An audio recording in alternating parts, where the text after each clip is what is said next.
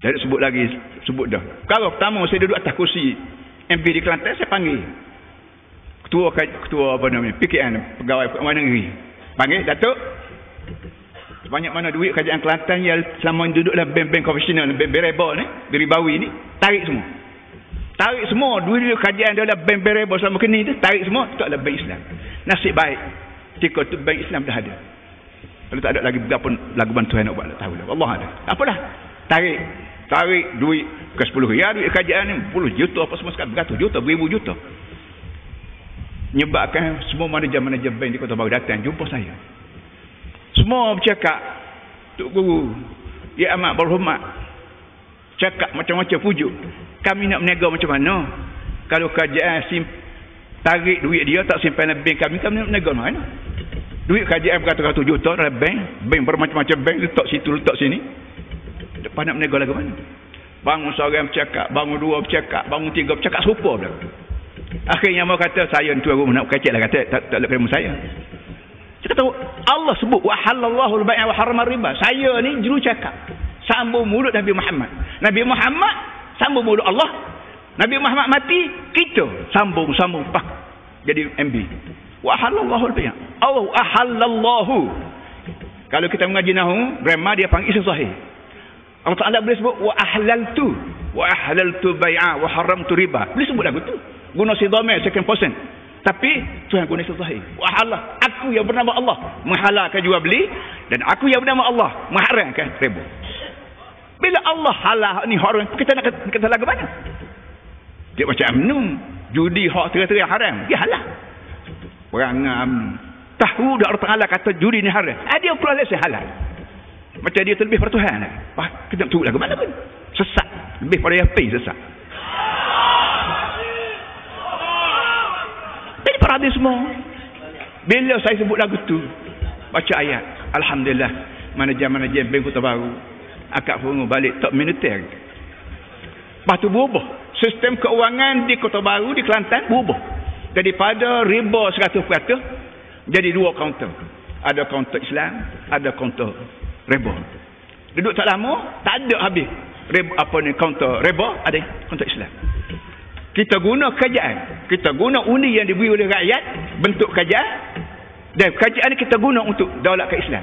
Maka keuangan di Malaysia, khasnya di Kelantan, melalui riba-riba, bank-bank, semua ditukar daripada sistem riba kepada dua sistem, akhirnya kepada satu sistem yang ada hari. Ini semua ni daulat kerajaan yang diundi oleh rakyat. Saya sebab keluar kenyataan, rakyat Kelantan undi PAS tahun 90, boleh pahala. Ada Tok Peti Raja ni Aziz kata masuk syurga, undi PAS masuk syurga. Amak kata Allah, kalau Tok Peti lagu ni ayat dah mana jadi. Aku kata bila Tok Peti, aku kata bila undi PAS ni masuk syurga. Amak kirim surat tanya dia, amak tak ayat nama Tok Peti, tak jawab. Dia kata kalau jawab apa ni Aziz tak berubah. Bukan aku nak berubah, aku nak tahu muamil mana cerita ni. Mufti-mufti ni jenis orang yang cuma dalam petua. Nak boleh ke petua tu bahas dulu, begini. Cuma mana. Saya tak kata undi PAS masuk syurga. Kalau saya katanya undi PAS ni boleh pahala. Kenapa boleh pahala?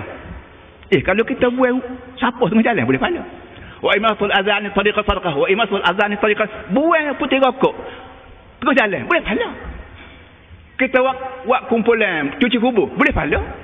Kita buat satu lagi beki rumah orang boleh pahala. Jadi kalau benda moceh gini boleh pahala, ini ke dalam Islam mana tak boleh pahala. Pada ayat pula dia kata dalam masalah politik tak usah libat hukum lah. Dalam masalah politik tak usah libat hukum. La ilah Tok Peti.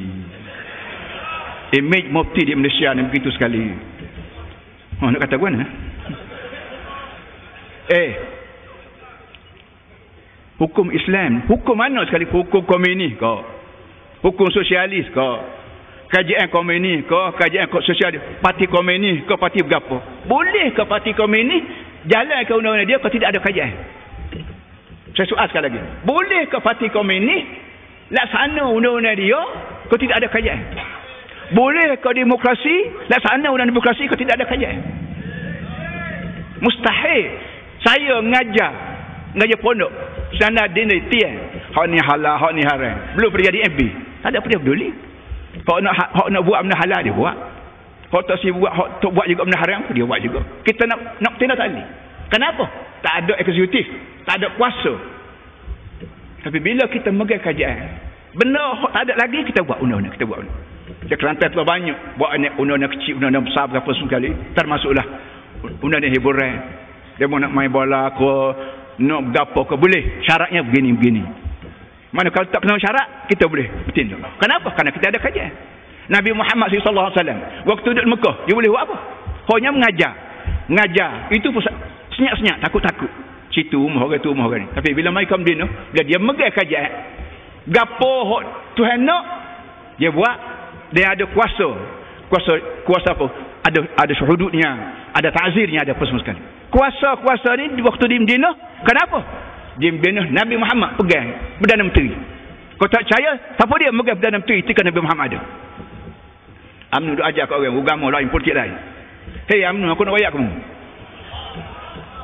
kalau agama lain politik lain siapa dia megang politik ketika Nabi Muhammad duduk di Madinah siapa dia megang kuasa politik keuangan pemerintahan sebagainya siapa dia megang kuasa politik waktu Nabi Muhammad duduk di Madinah orang putih ke orang Jepun ke Korea ke semua Nabi Muhammad pegang dan Nabi Muhammad pegang kuasa politik dia yang turun tanda tangan dia ada cop dia kirim surat pada raja Mesir raja Iran raja Rom raja Himyar dia kirim surat cop tapi dia peduli surat tak ada cop menunjukkan bahawa Nabi Muhammad megang kuasa politik jadi bila Nabi Muhammad megang kuasa politik UMNO nak kata agama di politik China ke mana Allah UMNO jadi oleh para hadis semua betul dah pas mesti ganti UMNO